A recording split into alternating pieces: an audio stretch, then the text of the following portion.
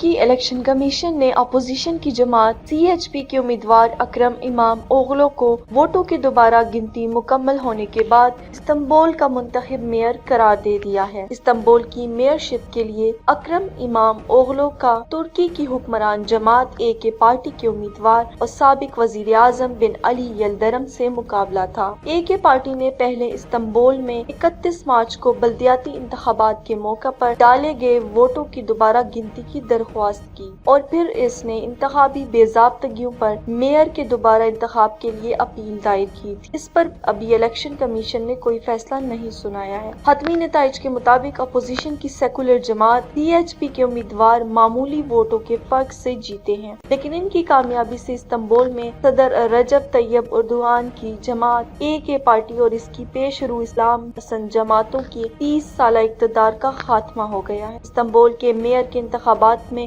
AK party کی شکست کو صدر اردوغان کے لیے ایک بڑا دھچکا قرار دیا جا رہا ہے، کیونکہ انہوں نے اسی شہر سے اپنے سیاسی کیریئر کا آغاز کیا تھا کہ وہ 1990 کے عشرے کے وسط میں استنبول کے پہلی مرتبہ میئر منتخب ہوئے تھے۔ اس کے بعد وہ کوئی 10-12 مرتبہ ملک کے اس سب سے بڑے شہر سے مختلف انتخابات میں کامیاب ہوئے تھے۔ اکرم امام اوغلو نے کئی ماہ کی دن رات جدوجہد کے بعد بدھ کو بالآخر استنبول کے میئر کا عہدہ سنبھال لیا ہے۔ انہوں نے وعدہ کیا ہے کہ وہ شہر کے 1,60,00,000 مکینوں کے لیے کام کریں گے۔ انہوں نے بلدیہ استنبول کی عمارت میں اپنے حامیوں سے گفتگو کرتے ہوئے کہا ہے کہ ہم جمہوریت اور حقوق کے لیے اپنی جنگ سے کبھی دستبردار نہیں ہوں گے۔ ہم اپنی ذمہ داریوں اور اس شہر کی ضروریات سے آگاہ ہیں۔ ہم فوری طور پر اپنی خدمات کا آغاز کریں گے۔ حتمی نتائج کے مطابق اکرم امام اوغلو نے اپنے حریف AK پارٹی کے امیدوار کے مقابلے میں 1300 ووٹ زیادہ حاصل کیے ہیں، اگر ان کے درمیان